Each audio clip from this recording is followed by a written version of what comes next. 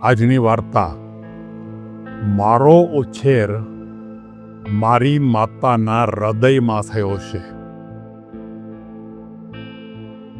મિત્રો, આપણને ખબર છે કે મોટા ભાગે દીકરીઓના અનુસંધાનની આ વાત છે અને એમાં એમ કહે છે કે મારી ઉછેર મારી માતાના ગર્ભમાં થયો નથી, પણ એના હૃદયમાં થયો છે.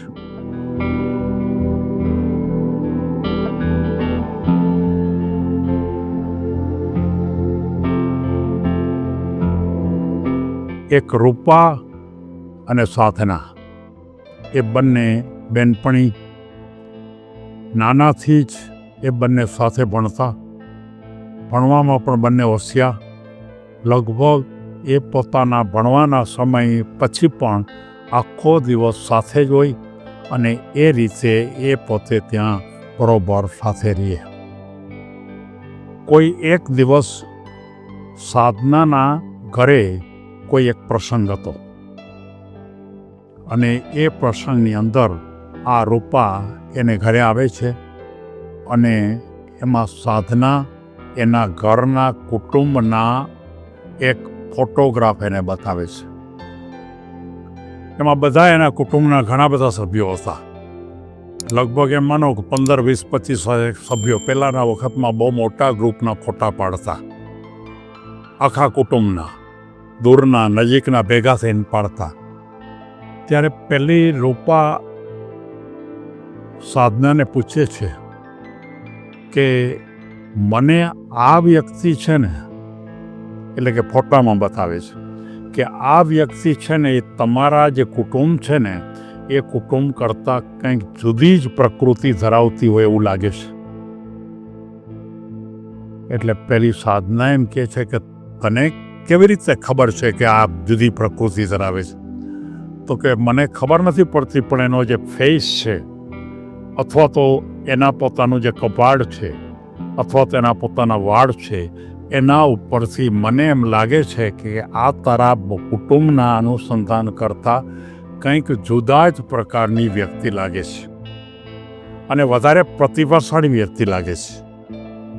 ત્યારે જે સાધના હતી ને એ એમ કહે છે કે તને કેવી રીતે ખબર પડી કે આ ખરેખર અમારા કુટુંબ કરતાં જુદી છે? તો કે મને અંદરથી જ એ પ્રકારની ભાવના ઊભી થઈ. ત્યારે સાધના એને એમ કહે છે કે તારી વાત સાચી છે. આ જે તું વાત કરસ ને એ મારો ભાઈ જ છે, પણ મારા મામાનો દીકરો ભાઈ છે. અને મામાનો દીકરો ભાઈ છે, પણ એનો જન્મ મામા મામીના કુટુંબમાં થયો નથી, પણ એમણે દત્તક લીધેલો છે. જે કોઈને ખબર નથી, કોઈ જાણતું પણ નથી. માત્ર તને ખબર કેમ પડી ગઈ? તો કે મને ખબર એટલા માટે પડી ગઈ કે હું પોતે પણ દત્તક લીધેલી છોકરી છું. રૂપા એમ કહે છે. અને મારે જે ખરેખર મારી માતા છે એ એના ગર્ભસ્થાનમાંથી મારો જન્મ થયો નથી. મને મારી માતાએ, પાલક માતાએ મને પાલન પોષણ કરીને મને મોટી કરી છે અને ખબર નહીં કે એ આખી વાત મારા મનમાં હશે એટલે હું તરત જ આ વ્યક્તિને ઓળખી ગઈ. મિત્રો, સાયકોલોજીકલ એક પ્રશ્ન છે. સાયકોલોજીની ભૂમિકા એ છે કે જે પ્રકારની ભૂમિકાનો સંદર્ભ હોય એ ઓળખવા માટેની ભૂમિકા સરળ બનતી હોય છે. ત્યારે એમ કીધું કે તને પોતાને ખરેખર તું વધારે પડતી પાવરફુલ લાગે છે તને પોતાને? તો કે હા, હું ખરેખર બહુ હોશિયાર છું. આ જે તારો ભાઈ છે ને એ બહુ હોશિયાર. તો કે વાત સાવ સાચી, બહુ હોશિયાર છે. એકદમ માનો કે પ્રેમાળ છે, બધાની સાથે હળીમળી જાય છે એકદમ. એટલે કે સગો ભાઈ હોય એના કરતાં પણ વધારે સારી રીતે અમારી સાથે ભળી જાય છે. માત્ર અમને 2-5 જણાને જ ખબર છે, મને ખબર છે, બાકી કોઈને ખબર પણ નથી, પણ એ અમારી સાથે સારી રીતે પડી જાય છે. ત્યારે આ જે રૂપા હતી ને એણે પણ એમ કીધું કે હું પણ આ જ પ્રકારની ભૂમિકા ઉપર જીવું છું. મારા જન્મના સંદર્ભથી જ હું એક પાલક પુત્રી તરીકે મારા માતા પિતાની પાસે આવી અને મને મારા માતાએ જન્મ ગર્ભમાંથી આપ્યો નથી. ત્યારે એમ કીધું કે તું આટલી બધી હોશિયાર. ત્યારે એણે એમ કીધું કે કોઈ પણ પાલક, કોઈ દત્તક લીધેલું છોકરું અને એ બાળકને જો માતા ખરેખર ઉત્તમ રીતે જો એનું પાલન કરે તો એ પાલન એના ગર્ભના સંદર્ભથી થતો નથી, પણ એના હૃદયના સંદર્ભથી થાય છે. આ રૂપા કહે છે. એ એમ કહે છે કે મારો જે વિકાસ છે, વિકાસ મને ગર્ભના સંદર્ભમાં મારો જન્મ થયો એ રીતે થયો નથી, પણ મારો વિકાસ મારી માતાના હૃદયમાંથી મેં જન્મ લીધો છે. અને હૃદયના સાથે મારું હૃદય અને મારી માતાનું હૃદય એ બંને એક થયા અને એમાં મને જે જીવનમાં પ્રેમ મળ્યો, એમાં મને જીવનની અંદર ખૂબ ઉત્તમ પ્રકારની લાગણી મળી અને મને ઉત્તમ પ્રકારે એની અંદર જે ખરેખર જેને આપણે એમ કહી શકાય કે મને આલિંગન મળ્યું, એ એવા પ્રકારનું હતું કે એના હૃદયમાંથી એ સીધું સરવાણીના રૂપમાં મારી પાસે આવતું હતું. અને એ અનુસંધાને હું વધારે પાવરફુલ બની છું. એ અનુસંધાને મને પોતાને દત્તક તરીકે રહેવા છતાં પણ મને પોતાને ખૂબ જીવનમાં આનંદ છે.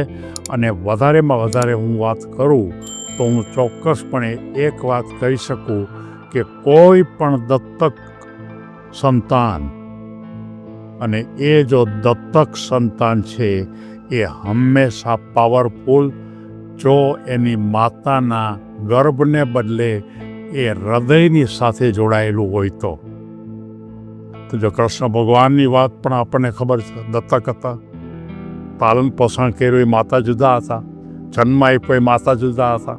તો કૃષ્ણ ભગવાનની ઊંચાઈ કેટલી થઈ, મહાન વ્યક્તિ. અને એ અનુસંધાનને રૂપા આપણને એક ચોક્કસ પ્રકારનો સંદેશો આપે છે. કોઈ પણ દત્તક બાળકે લેશ માત્ર દુઃખી થવાની જરૂર નથી.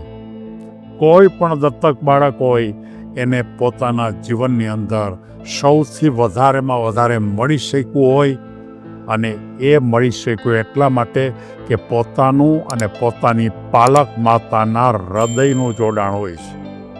અને ખરેખર એ પુત્રીનો જન્મ હૃદયમાંથી થયો છે. એટલે કે કોઈ પણ દત્તક પુત્રી કે પુત્ર એણે પોતાને આના માટે ગૌરવ લેવું પડે.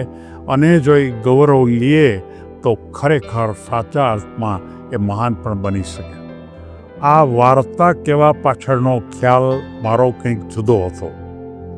હું એક કુટુંબમાં ગયો હતો અને એ કુટુંબની અંદર એક દત્તક દીકરી એમણે લીધેલી. એ દીકરીને ખબર નહોતી કે ખરેખર પોતે જે માતા પિતા છે ખરેખર સાચા છે કે એટલે પોતાના જન્મના માતા પિતા નથી, જન્મદાતા નથી, પણ પાલક માતા પિતા. પણ એ દીકરીને ખબર નથી. એ માતા પિતા વિચાર કરતા હતા કે મારે આ દીકરીને ખરેખર કેવું કે કેમ. અને જો કદાચ ક્યાંકથી પણ જો બહારથી ખબર પડશે તો મોટી થશે તો અમારા માટે એ ખોટો અભિપ્રાય કરશે. ત્યારે મેં એમને અભિપ્રાય આપેલો કે તમારી જે દત્તક પુત્રી છે એ વધારે પાવરફુલ બને, અને એ પાવરફુલ છે જ. અને તમે એને આ વાત ચોક્કસપણે કહો અને એને એક જ કહેજો કે અમારા ગર્ભમાંથી બહાર તને જન્મ આપવાને બદલે અમે તારો જન્મ હૃદયમાંથી આપ્યો છે, એટલે તું મહાન છે. અને તમે આટલું કહેશો એટલે જીવન પર એ પોતાનું રહેશે. એમણે કીધું કે કેમ મને ખબર નથી, પણ હું ઈચ્છું કે જો એણે કીધું હશે તો એના પોતાના દીકરીના અને પોતાના જીવનમાં પણ ખૂબ સારું હશે. એવી લાગણી સાથે મારી આજની વાર્તા પૂરી કરું. ધન્યવાદ.